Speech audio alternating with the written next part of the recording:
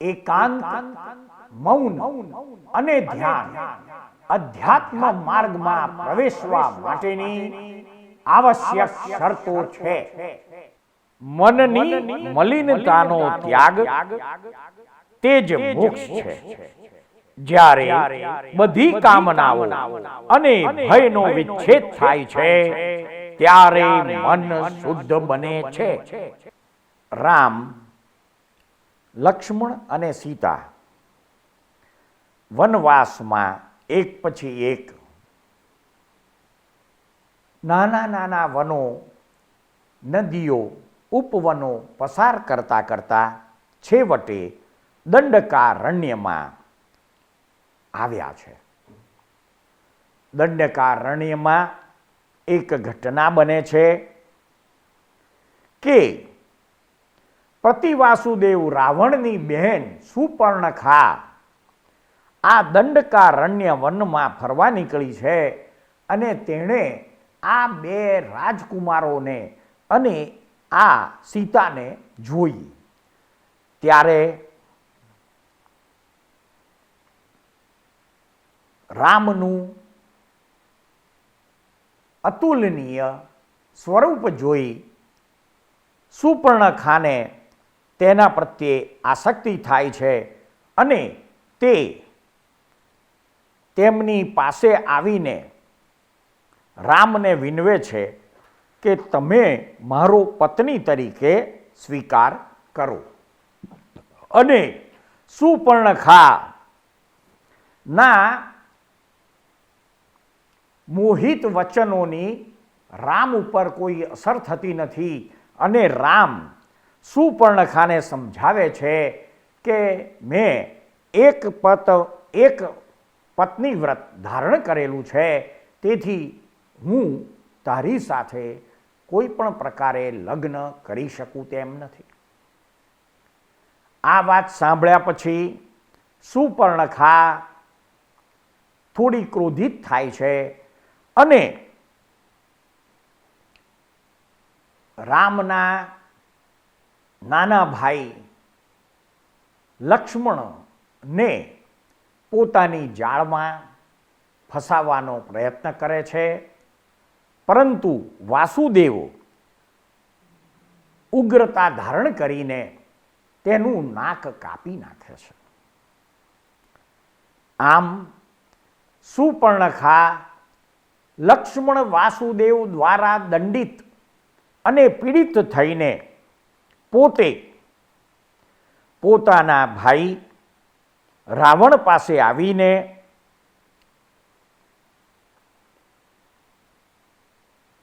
ફરિયાદ કરે છે અને જણાવે છે કે હે ભાઈ, દંડકારણ્યમાં આવેલા બે રાજકુમારો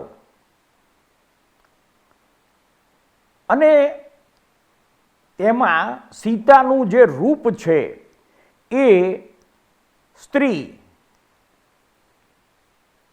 આ પૃથ્વી ઉપરની તમામ સ્ત્રીઓ કરતાં જુદી જ છે.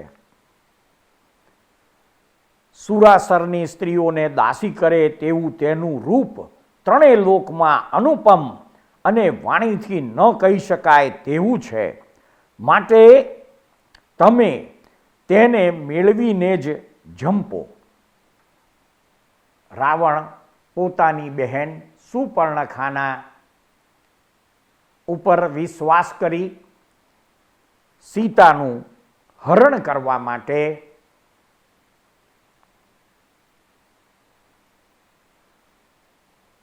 યોજના બનાવે છે અને પોતાની પાસે રહેલી 1000 વિદ્યામાંથી અવલોકની વિદ્યાનું સ્મરણ કરે છે. ત્યારે તે અવલોકની વિદ્યા તરત હાજર થાય છે અને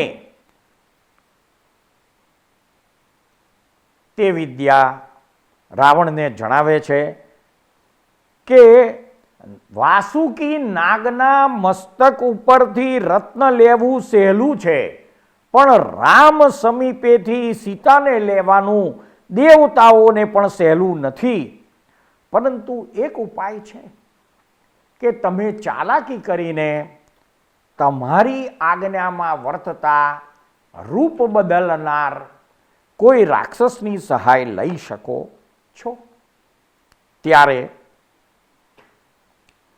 રાવણ એક રાક્ષસ જેનું નામ મારીચ છે, જે રૂપ બદલવાની વિદ્યા જાણે છે, તેને પોતે બોલાવીને અંગત રીતે વાત કરે છે કે તારે મારું એક કામ કરવું પડશે.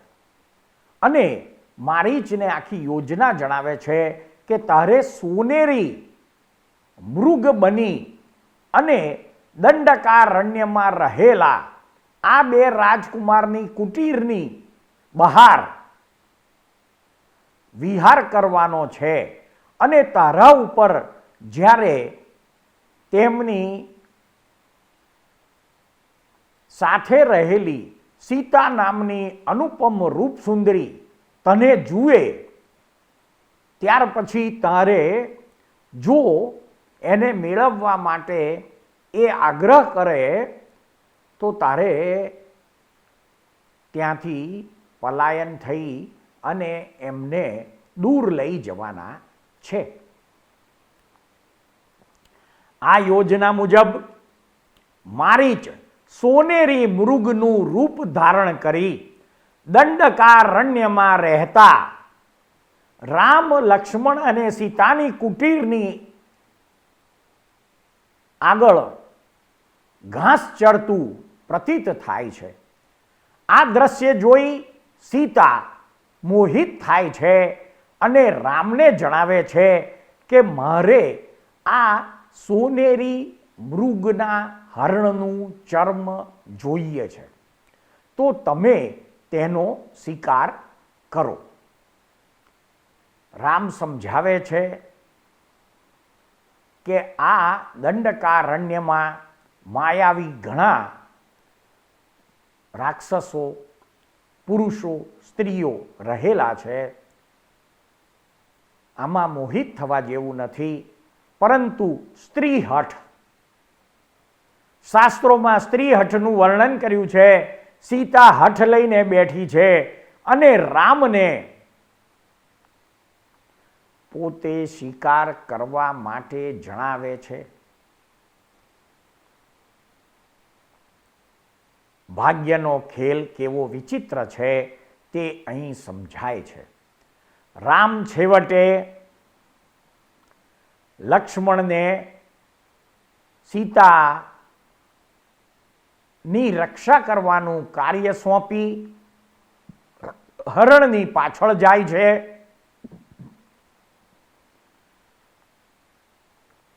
અને તે મારીચ જે સોનેરી મૃગનું રૂપ લઈને આવેલો તે રામને ઘણે દૂર સુધી લઈ જાય છે, પરંતુ રામ તમામ વિદ્યાઓમાં નિપુણ હોવાથી તેમના એક બાણથી મારીચ ઘાયલ થઈ જાય છે. ત્યારે મારીચ લક્ષ્મણ લક્ષ્મણ એવી બૂમો પાડે છે. સીતા અને લક્ષ્મણ આ અવાજ ઓળખી જાય છે. ત્યારે સીતા પોતાના દિયર એવા લક્ષ્મણને કહે છે કે તમારા ભાઈ કોઈ સંકટમાં હોય તેવું જણાય છે અને આ અવાજ તો તેમનો જ છે, તેથી તમે તત્કાળ ભાઈની મદદ માટે જાઓ. લક્ષ્મણ વાસુદેવ વિચારે છે કે આ સંભવ નથી, આ કોઈ માયાવી પુરુષની ચાલ છે, પરંતુ સીતા તેમને કોઈ પણ પ્રકારે તેમની પાછળ જવાની હઠ લઈને બેસે છે. ત્યારે લક્ષ્મણ વાસુદેવ દંડકારણ્યમાં રહેલી તેમની કુટીની આગળ પાછળ ગોળાકારમાં એક અગ્નિ લક્ષ્મણ રેખા દોરે છે અને સીતા માતાને પ્રાર્થના કરે છે કે હે સીતા દેવી, તમે કોઈ પણ સંજોગોમાં આ લક્ષ્મણ રેખા ઓળંગીને બહાર જતા નહીં. મેં મારી દિવ્ય વિદ્યાથી આ અગ્નિ રેખા દોરેલી છે. આ અગ્નિ રેખાની અંદર પ્રવેશ કરનાર કોઈ પણ માયાવી પુરુષ તત્કાળ બળીને ભસ્મ થઈ જશે. લક્ષ્મણ રામનો અવાજ જે દિશામાંથી આવ્યો હતો તે દિશામાં ત્વરાથી ગતિ કરીને પહોંચે છે. ત્યાં જાય છે ત્યારે રામ તેમને જોઈને આશ્ચર્ય પામે છે અને કહે છે કે ભાઈ, તો કે મેં તમારો અવાજ તો કે આ માયાવી રાક્ષસની છળ કપટમાં આપણે બંને છેતરાઈ ગયા છે. આ બાજુ રાવણે આ ચાલ ગોઠવેલી એ આ લોકોને સમજાઈ નહીં અને રાવણ એક ઋષિમુનિનું રૂપ લઈને આ લોકોની કુટિયામાં ભિક્ષામદેહી કહીને સીતાને ભિક્ષા આપવા માટે જણાવે છે. સીતા ઋષિના વેશમાં રાવણને ઓળખી શકતી નથી અને ભિક્ષા આપવા માટે જાય છે.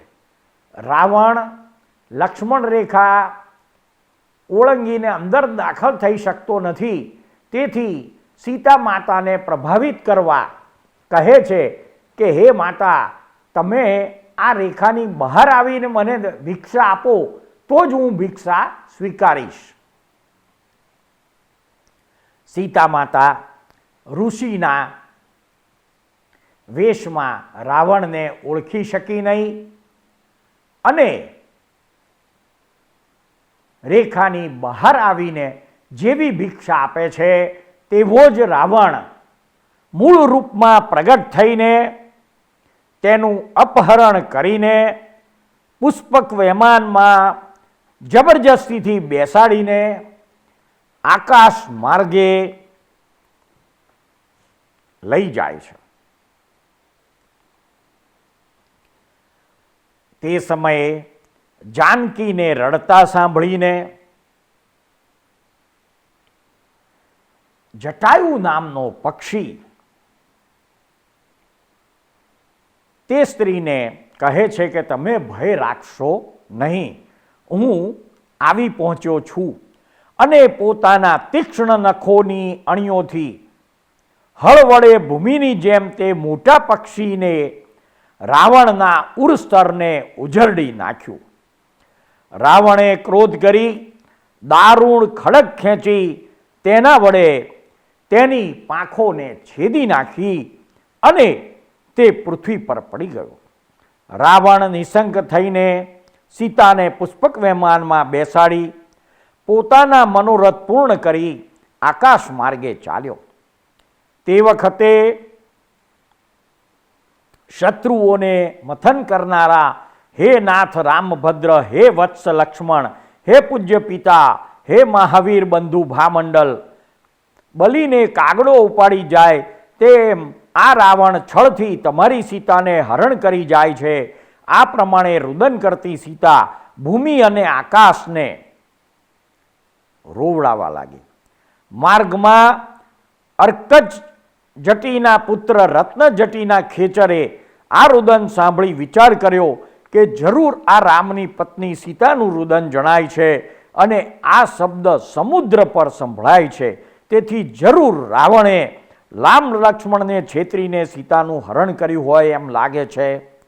તો આ વખતે મારા સ્વામી ભામંડલની ઉપર હું ઉપકાર કરું એવું વિચારીને તે રત્નજટી ખેચર ખડગ ખેંચી રાવણને આક્ષેપ કરતો તેના ઉપર દોડ્યો. યુદ્ધને માટે બોલાવતા એ રત્નજટીનું કાંઈક હાસ્ય કરી રાવણે પોતાની વિદ્યાના સામર્થ્યથી તેની બધી વિદ્યાઓ હરી લીધી, જેથી તત્કાળ જેની પાંખો છેદી નાખી હોય તેવા પક્ષીની જેમ રત્નજટી વિદ્યાહરણ થતા કંબુ દ્વીપમાં પડ્યો અને ત્યાં કંબુગીરી પર રહેવા લાગ્યો. અહીં રાવણે વિમાનમાં બેસીને આકાશ માર્ગે સમુદ્ર ઉપર ચાલતા કામાતુરપણે ઘણા અનુનયથી સીતાને કહ્યું કે સર્વ ખેચર અને ભૂચર લોકોનો હું સ્વામી છું.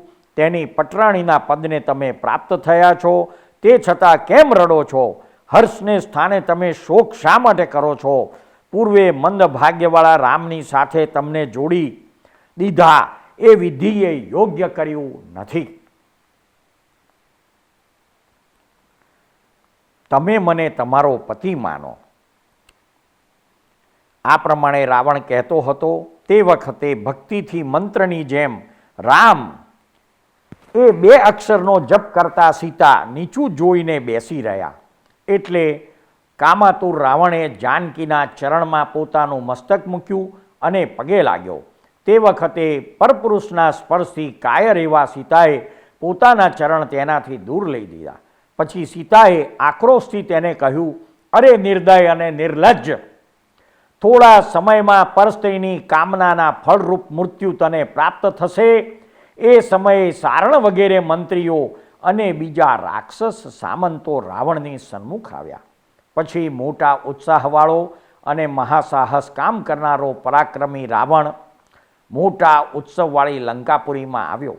તે સમયે સીતાએ એવો અભિગ્રહ લીધો કે જ્યાં સુધી રામ અને લક્ષ્મણના કુશળ સમાચાર આવશે નહીં ત્યાં સુધી હું ભોજન કરીશ નહીં.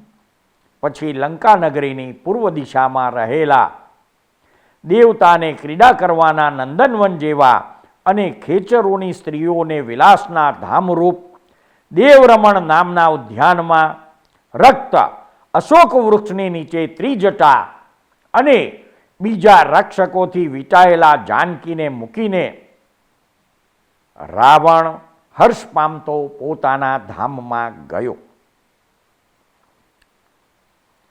આ બાજુ રામ અને લક્ષ્મણ પોતે છેતરાયા છે. હવે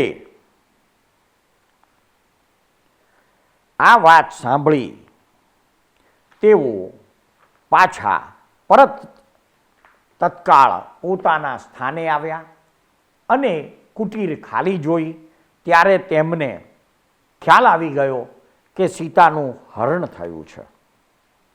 સીતાનું હરણ થયું તેથી સીતાને શોધતા શોધતા તેઓ આગળ માર્ગમાં ચાલ્યા. ત્યાં મરણોન્મુખ જટાયુ પક્ષીને જોયો.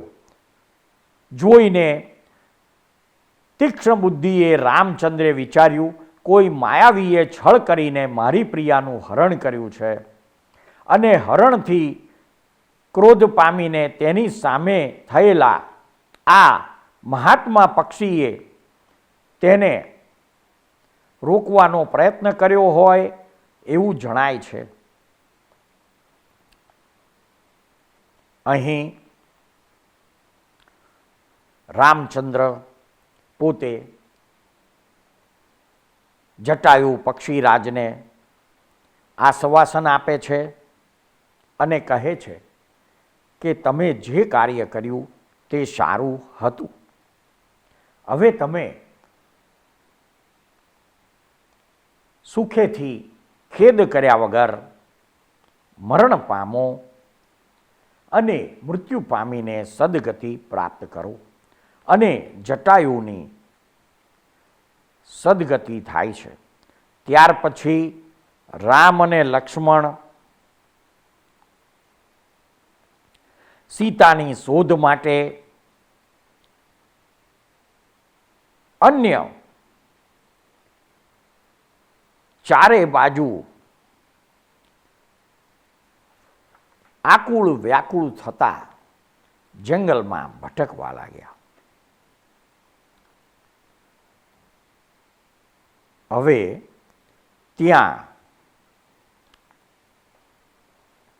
ભટકતા ભટકતા તેઓ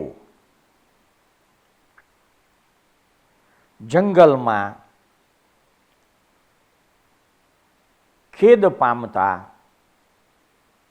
ખૂબ આગળ વધીને જ્યારે નિરાશ થઈને એક જગ્યાએ આરામ કરવા બેઠા છે, ત્યાં તેમને સંયોગ હનુમાનજી સાથે થાય છે. હનુમાનજીનો ભેટો થાય છે અને હનુમાનજી પોતાની વાનર સેના સાથે રામને સીતાની શોધમાં મદદ કરવા તેમની સાથે જોડાય છે.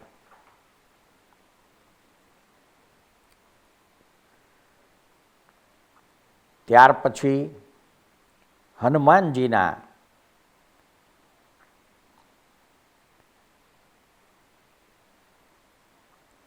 મદદથી ખૂબ દૂર દૂર સુધી શોધ કરવા છતાં પણ સીતાનો ક્યાંય પત્તો ન લાગતા રામ થોડા વિચલિત થઈ જાય છે. હવે પેલી બાજુ રાવણ સીતાનું હરણ કરીને તેને નગરમાં તો લઈ આવ્યો, પરંતુ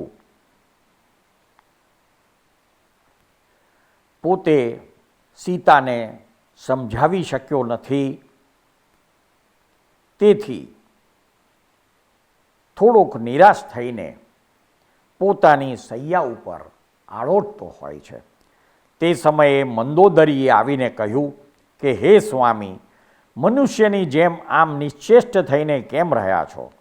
રાવણે કહ્યું કે સીતાના વિરહ તાપથી હું કાંઈ પણ ચેષ્ટા કરવાને, કહેવાને કે જોવાને સમર્થ નથી. તેથી હે માનિની, તારે જો મને જીવતો રાખવો હોય તો તું માન છોડી સીતાની પાસે જા અને તેને વિનયથી સમજાવ કે તે મારી સાથે ક્રીડા કરવાની ઈચ્છા કરે. મેં ગુરુની સાક્ષીએ એવો નિયમ લીધો છે કે નહીં ઈચ્છતી એવી પરસ્ત્રીને હું કદી પણ ભોગવીશ નહીં. આ નિયમ અત્યારે મારે અર્ગલારૂપ થઈ પડ્યો છે. આવા રાવણના વચન સાંભળી પતિની પીડાથી પીડિત થયેલી કુલીન મંદોદરી તત્કાળ દેવરમણ ઉદ્યાનમાં આવે છે અને સીતાને કહે છે કે હું મંદોદરી રાવણની પટરાણી છું, પરંતુ હું તમારી દાસી થઈને રહીશ, માટે તમે રાવણને ભજો. હે સીતા, તમને ધન્ય છે કે જેના ચરણ કમળ હંમેશા સેવવાને સર્વ વિશ્વને સેવવા યોગ ચરણ કમરવાળા મારા બળવાન પતિ પણ ઈચ્છે છે. જો રાવણ જેવો પતિ મળે તો પછી તેની પાસે એક રાખ માત્ર અને પેદલ જેવા તેમજ ભૂચર અને તપસ્વી રામભદ્ર પતિ કોણ માત્ર છે. આવા મંદોદરીના વચન સાંભળીને સીતા ક્રોધથી બોલ્યા કે સિંહ ક્યાં અને શિયાળ ક્યાં, ગરુડ ક્યાં અને કાક પક્ષી ક્યાં, તેમજ તમારો પતિ રાવણ ક્યાં અને મારા પતિ રામ ક્યાં. તારી અને તે પાપી રાવણની વચ્ચે દંપતીપણું ઘટતું જ જણાય છે, કેમ કે તે પુરુષ બીજી સ્ત્રીની સાથે રમવા ઈચ્છે છે અને તું તેની સ્ત્રી પત્ની પટરાણી છતાં દૂત બનીને મને સમજાવવા આવે છે. અરે પાપી સ્ત્રી, તું મુખ જોવાને પણ યોગ્ય નથી, તો મારી સાથે સંવાદ કરવાને તો સી રીતે યોગ્ય હોય. માટે શીઘ્ર આ સ્થાનમાંથી ચાલી જા, મારો દ્રષ્ટિ માર્ગ છોડી દે. એ સમયે રાવણ પણ ત્યાં આવ્યો અને બોલ્યો કે હે સીતા, તું એના ઉપર કોપ શા માટે કરે છે? આ મંદોદરી તો તારી દાસી છે અને હે દેવી, હું પોતે તારો દાસ છું, માટે મારી ઉપર પ્રસન્ન થા. મહાસતી સીતાને વિમુખ થઈને કહ્યું, અરે દુષ્ટ, મને રામની સ્ત્રીને હરણ કરવાથી તારી ઉપર યમરાજે દ્રષ્ટિ કરી છે. હે હતાશ અને અપાર્થિત વસ્તુની પ્રાર્થના કરનાર, તારી આશાને ધિક્કાર છે. શત્રુઓના કાળરૂપ અનુજબંધુ સહિત રામ આગળ તું કેટલું જીવવાનો છે. આવી રીતે સીતાએ તેના ઉપર આક્રોશ કર્યા છતાં પણ રાવણ તેને પટાવવા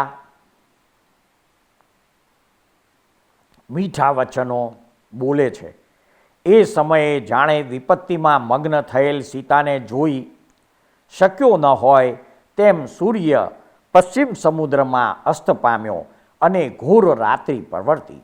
એટલે તે વખતે ઘોર બુદ્ધિવાળો રાવણ ક્રોધથી અને કામથી અંધ બનીને સીતાને ઉપસર્ગ કરવા લાગ્યો. ઘુવડ પક્ષીઓ ધૂતકાર કરવા લાગ્યા, ફેરુઓ ફૂંફાડા મારવા લાગ્યા, નહાર વિચિત્ર રીતે બોલવા લાગ્યા, બિલાડાઓ પરસ્પર વઢવા લાગ્યા, વ્યાઘ્ર પૂંછડા પછાડવા લાગ્યા, સર્પો ફૂંફાડા મારવા લાગ્યા, પિશાચ પ્રેત વેતાળ અને ભૂત ઉઘાડી કાંતિ લઈને ફરવા લાગ્યા. જાણે યમરાજના સભાસદ હોય તેવા રાવણને વિકુરવેલા તે સર્વ ભયંકર પ્રાણીઓ ઉછળતા અને માઠી ચેષ્ટા કરતા સીતાની પાસે આવ્યા. મનમાં પંચપરમેષ્ઠીનું ધ્યાન કરતી સીતા સ્થિર બેસી રહી, પરંતુ ભયથી ડરીને રાવણને વશ ના થઈ. આ રાત્રિનું સર્વ વૃત્તાંત પ્રાતઃકાળે વિભીષણના જાણવામાં આવ્યું. એટલે તેણે રાવણ પાસે આવતા પ્રથમ સીતાની પાસે આવીને પૂછ્યું, હે ભદ્રે, તમે કોણ છો? કોની સ્ત્રી છો? ક્યાંથી આવ્યા છો? અને અહીં તમને કોણ લાવ્યું છે? તે સર્વ ભય પામ્યા વિના મને જણાવો. ત્યારે સીતા કહે છે, હું જનક રાજાની પુત્રી અને ભામંડલ વિદ્યાધરની બહેન છું, તેમજ રામચંદ્રની પત્ની છું અને રાજા દશરથની પુત્રવધુ છું. મારું નામ સીતા છે. અનુજ બંધુ સહિત પતિની સાથે હું દંડકારણ્યમાં આવી. ત્યાં મારા દિયર લક્ષ્મણ ક્રીડા કરવાને માટે આમ તેમ ફરતા હતા. તેવામાં આકાશ અધ્ધર રહેલું એક મહાશ્રેષ્ઠ ખડગ તેમના જોવામાં આવ્યું. એટલે કૌતિકથી તેમણે હાથમાં લીધું. પછી નજીકમાં વંશજાળ હતી તેણે તેના વતી છેદી નાખી, જેથી તેની અંદર રહેલા તે ખડગના સાધકનું મસ્તક અજાણતા કપાઈ ગયું. આ કોઈ મારી સામે યુદ્ધ નહીં કરનારા નિરપરાધી પુરુષને મેં મારી નાખ્યો, એ ઘણું ખોટું થયું. એવો પશ્ચાતાપ કરતા મારા દિયર તેમના મોટા ભાઈ પાસે આવ્યા. થોડી વારમાં મારા દિયરને પગલે પગલે તે ખડક સાધકની ઉત્તર સાધિકા કોઈ સ્ત્રી કોપયુક્ત ચિત્તે અમારી પાસે આવી. અદ્ભુત રૂપ વડે ઇન્દ્ર જેવા મારા પતિને જોઈને એ કામ પીડિત સ્ત્રીએ ક્રીડા કરવાને માગણી કરી. મારા પતિએ તેની માગણીનો અસ્વીકાર કર્યો એટલે તે ત્યાંથી ચાલી ગઈ અને માયા વડે લક્ષ્મણને પણ તેણે છેતરવા પ્રયત્ન કર્યો અને છેવટે રાવણે આ મારું અપહરણ કર્યું છે. તેથી આ મેં વૃત્તાંત તમને જણાવ્યું. હવે આ સર્વ વૃત્તાંત સાંભળીને વિભીષણ રાવણ પાસે જઈ નમસ્કાર કરી અને કહે છે કે હે ભાઈ, તમે આપણા કુળને દૂષણ લાગે તેવું કર્યું છે, પણ હવે જ્યાં સુધી રામ લક્ષ્મણ આપણને મારવા માટે અહીં નથી આવ્યા ત્યાં સુધીમાં આ સીતાને સત્વર તમે તેમની પાસે મૂકી આવો. વિભીષણના આવા વચન સાંભળી રાવણ ક્રોધથી રાતા નેત્ર કરીને બોલ્યો, અરે ભીરુ, તું શા માટે આવું કહે છે? તું મારા પરાક્રમને જાણતો નથી?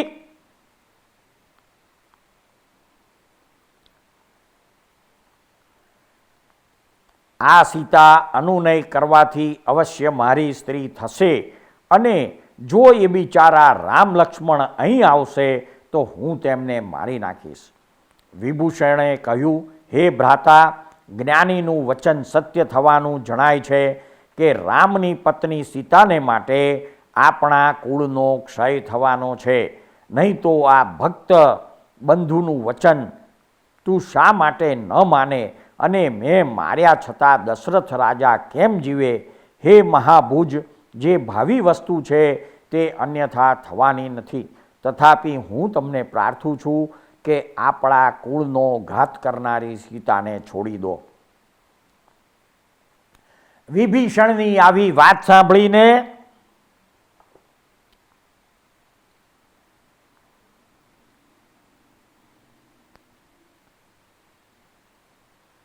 સીતા પાસે જઈ પુષ્પક વિમાનમાં બેસાડીને રાવણ ફરવા લાગ્યો અને પોતાની સમૃદ્ધિ બતાવવા લાગ્યો કે હે હંસગામિની, આ રત્નમય શિખરવાળા અને સ્વાદિષ્ટ ઝરણાવાળા મહાડા કીડિયા પર્વતો છે, નંદનવનની જેવા આ ઉદ્યાનો છે, આ ઈચ્છા પ્રમાણે ભોગવવા યોગ્ય ધારાગૃહો છે, આ હંસ સહિત ક્રીડા નદીઓ છે. હે સુંદર ભ્રુકુટીવાળી સ્ત્રી, સ્વર્ગના ખંડ જેવા આ રતિગૃહો છે. આમાં જ્યાં તારી પ્રીતિ હોય ત્યાં તું મારી સાથે ક્રીડા કર. હંસની જેમ રામના ચરણ કમળનું ધ્યાન કરતી સીતા રાવણની આવી વાણી સાંભળીને પૃથ્વીની જેમ ધીરજ ધરીને કિંચિત પણ ક્ષોભ પામી નહીં. રાવણે સર્વરમણીય સ્થાનોમાં ભમી ભમીને છેવટે સીતાને પાછી અશોકવનમાં મૂકી દીધી. રાવણને ઉન્મત્ત થઈ ગયેલો અને પોતાના વચનની યુક્તિમાં આવે તેમ ન લાગ્યું ત્યારે વિભીષણે વિચાર કર્યો કે કુળપ્રધાનોને બોલાયા અને કુળમંત્રીઓને સમજાવ્યા કે આપણો સ્વામી રાવણ અત્યંત કામાતુર થયેલો છે, તેથી તમે ખરેખર મંત્રી છો તો તેમને સમજાવવાની કૃપા કરો. સૃષ્ટિના અદ્ભુત રહસ્યો નામાભિધાનથી અલંકૃત થયેલી ધારાવાહિક કથા ના આ એપિસોડને શાંતિથી ધીરજપૂર્વક સાંભળનાર પ્રત્યેક શ્રોતાનો તથા આ એપિસોડ નિહાળનાર પ્રત્યેક દર્શકોનો અમો સાચા અંતસ્કરણપૂર્વક ખૂબ ખૂબ આભાર માનીએ છીએ. જય સચ્ચિદાનંદ.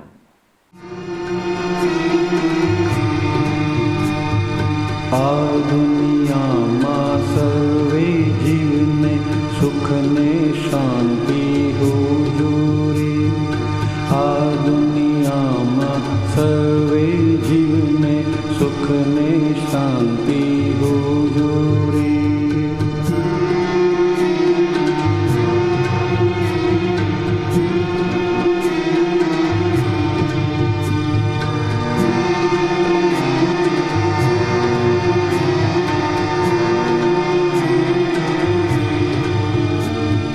મનથી પણ કોઈ જીવનું બુરો વિચારે ના હોજો રે.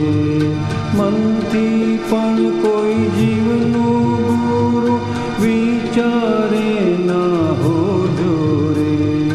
સામાન્ય ઉપકારક બુદ્ધિ અહિંસક ચિંતવન હોજો રે.